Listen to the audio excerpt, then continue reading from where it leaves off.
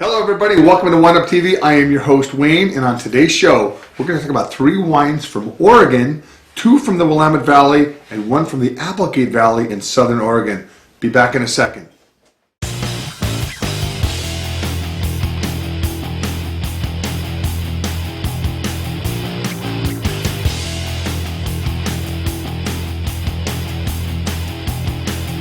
Hello and welcome back. The first wine we'll be discussing today will be the Four Graces Pinot Gris. The second wine will be a Pinot Noir from the 2008 vintage. It is the 3 Vineyard Chehalem Pinot Noir. And the last wine will be a Tempranillo from the Applegate Valley in Southern Oregon. Very interesting wines.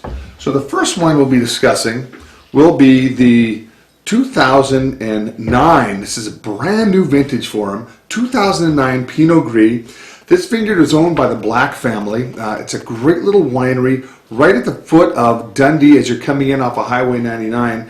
It was planted in 1990 and it encompasses about 110 acres of wine. The nice thing with their stylistic approach to Pinot Gris is they use stainless steel. They don't use any oak for the fermenting at all in their white wine program. And it's a very nice color to it. A little bit lighter because you're not using any oak for it. But again, it really brings forward the crisp acidity and the vibrant fruit flavors that Pinot Gris has to offer.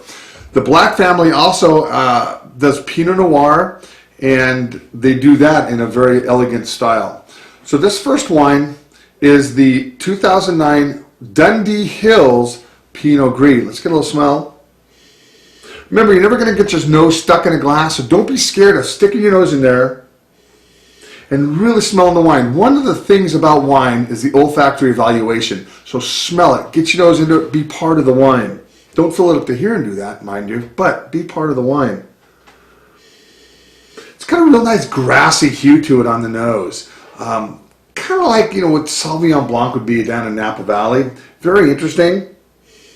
It's got some nice lemon, some honeysuckle characteristics. Let's give this a little taste.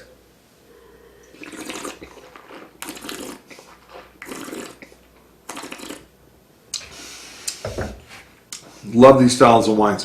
Pinot Gris are very nice grape. It's got a nice finish, good acidity to it. 2009 was a very warm year.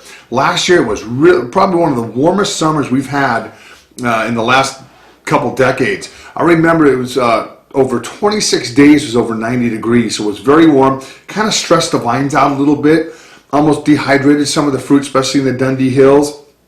But because of that, and these vineyards here are all dry farmed, they're really showing some nice fruit characteristics. Got like Granny Smith green apples. It's got that really nice finish on it. Very good wine. This wine here is $16 a bottle. Again, the Dundee Hills Pinot Gris, 1,600 cases made. That's it. It's all estate-grown fruit, so they're not purchasing any of their fruit from anywhere else. So it's a very nice example. The next wine we're going to focus on is going to be a 2008 Pinot Noir from Chehalem Winery. This is a 3 Vineyard Willamette Valley 2008 Oregon Pinot Noir.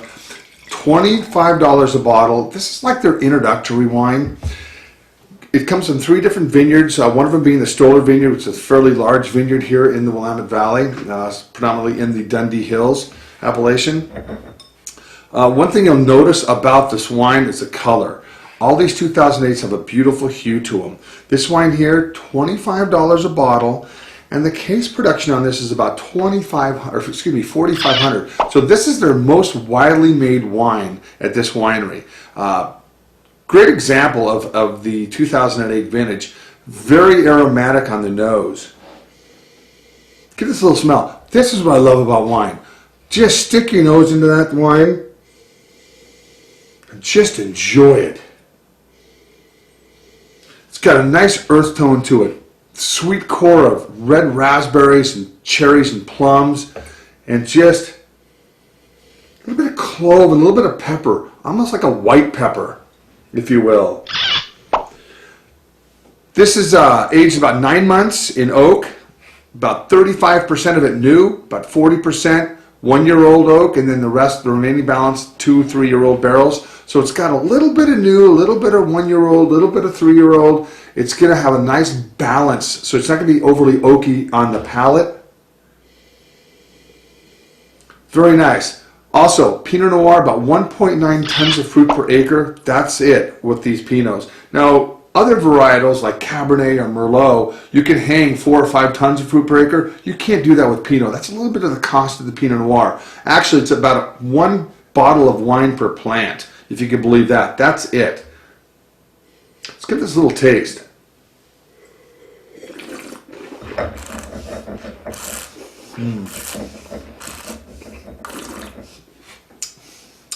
That opens up beautifully. It's got that clove. It's got that nice Asian spice to it. It's got a nice acidity to it as well.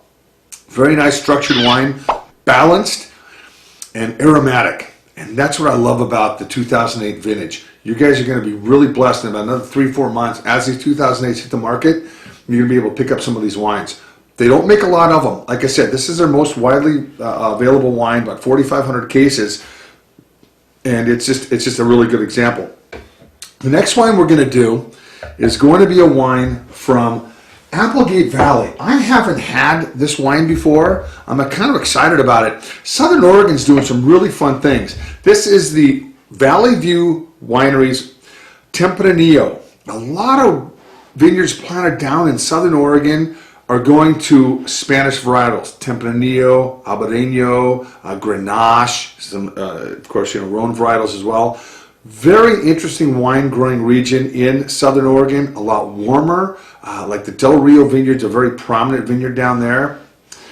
This here, Valley View Vineyards has been around for quite some time, since I think late 1976. It's got different soils than the Willamette Valley. This here is on gravelly silt. The winemaker has been John Guerrero since 1985. So he's really dialed in these wines. I used to drink these wines a while ago. I haven't had a Valley View Vineyard wine in a while, but let's give this a little sniff. This thing here, notice the color on this Tempranillo, not terribly dark. Looks like it's a decent structured wine. It's kind of like a vanillin, which could be from the new oak. 391 cases of this wine made, $24 a bottle. This wine here, a little bit of new oak, some nice plum, a little bit of raspberry. Tempranillo is one of those really interesting grapes. I happen to love Riojas from Spain, and that's the grape that's predominantly grown in the Rioja region in Spain. It's just a really nice wine. Let's give it a little taste.